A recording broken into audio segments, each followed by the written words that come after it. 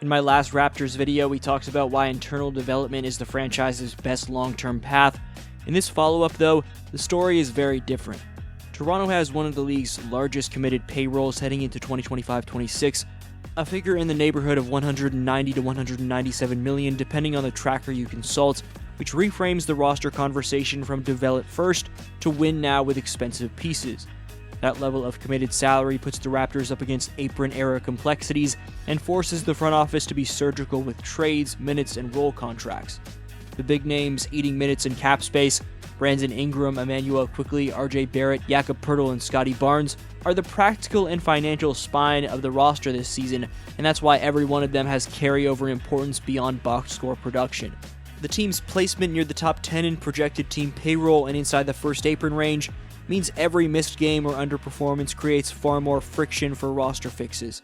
For viewers who buy the development first thesis, the tension is now that development must happen alongside expensive, established rotations. There's less slack for growing pains. Finally, the coaching staff led by Darko Rajakovic must balance immediate output with long-term growth, because those contracts aren't just numbers, they're the ceiling and floor of what the franchise can realistically do this year. Let's be precise about the payroll/apron framing.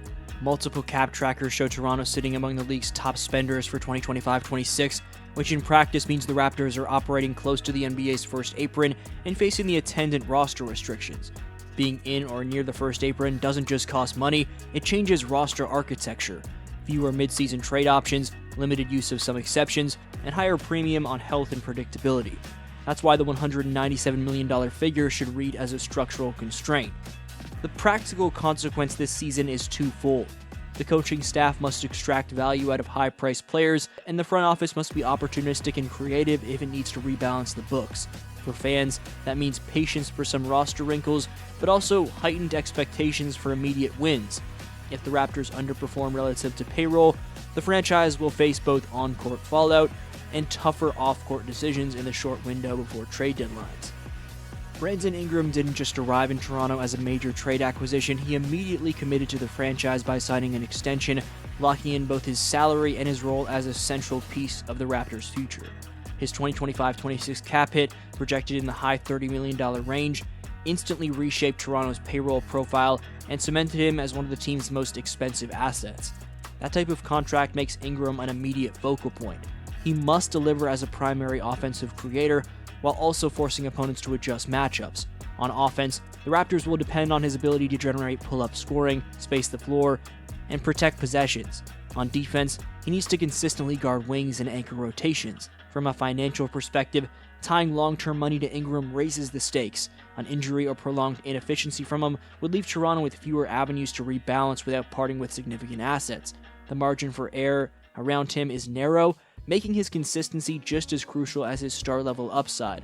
And because his contract is one of the largest line items on the books, the Raptors' flexibility to add complementary role players or manage trades will hinge on both his production and perceived trade value across the league. Quickley's extension, a multi-year high-average deal with a 2025-26 cap hit reported around $32.5 million, makes him one of the club's primary guards and a major component of Toronto's backcourt investment. That salary implies the organization believes Quickley is a primary creator/scoring option, and if he's locked into a starter's minutes role, his on-ball decision-making, three-point efficiency, and pick-and-roll chemistry become critical. For Coach Rajakovic, Quickley is both a scorer and a stabilizer. If he can reliably run second or first unit offense without high turnovers, the Raptors get predictable spacing for wings and for Scottie Barnes to operate. Barrett's 2025-26 cap hit is reported in the high $20 million range, which gives Toronto a domestic marketing and scoring asset, but also a contract that must be justified by consistent two-way impact.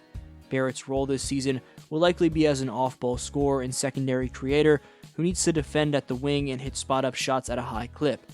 If he generates efficient offense and plays reliable defense in rotational minutes, that salary looks reasonable in a top-heavy payroll.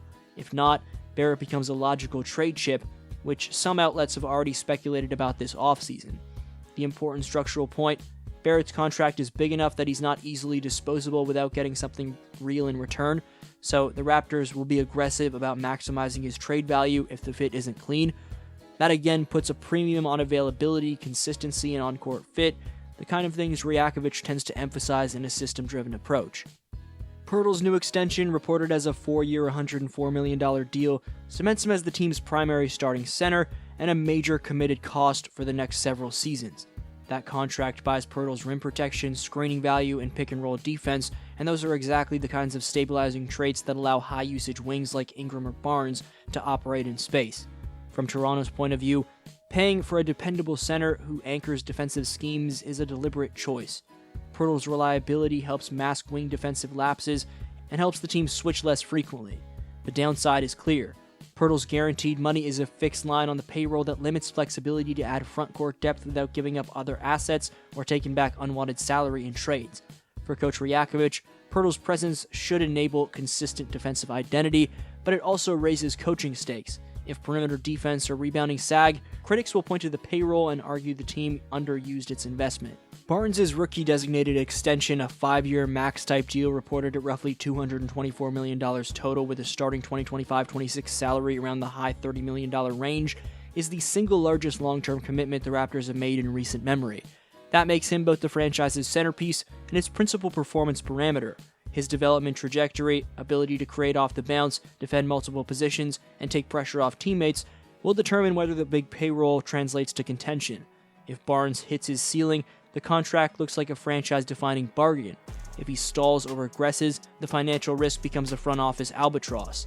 Practically, Barnes' minutes and usage will be managed to balance growth and production. Rajakovic's task is to protect Barnes physically while letting him be the offensive engine the roster needs. Because Barnes' extension is so large and guaranteed, the team's threshold for acceptable results this season is higher. Mediocrity will feel more costly. With these contracts eating most of the committed cap, and with the team reportedly slotting into the first apron zone, the Raptors have less latitude to add finished veterans without giving up assets or absorbing salary. That matters in two ways. First, it reduces mid-season fixes. You can't easily add a buyout veteran or a large minutes player without cap room. Second, it changes trade dynamics.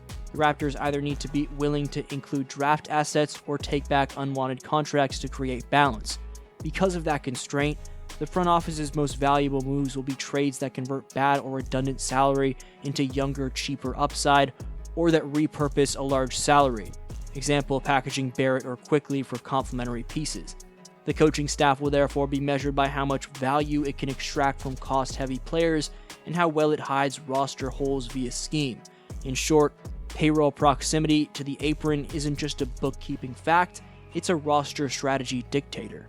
Watch 4 things closely this season. 1. Availability/health of the big earners. 2. On/off splits for the Poeltl-Barnes defensive pairing. 3. Quickley's turnover/usage efficiency as a primary guard. And 4. Ingram's tradability and fit if things slide. If those boxes check out, the salary looks like a heavy but justified investment. If they don't, the Raptors will have to make difficult mid-season decisions under apron-era constraints. For fans and analysts, the narrative will be whether the team can convert dollars into wins and whether Rajakovic can engineer growth and coherence out of a crowded payroll.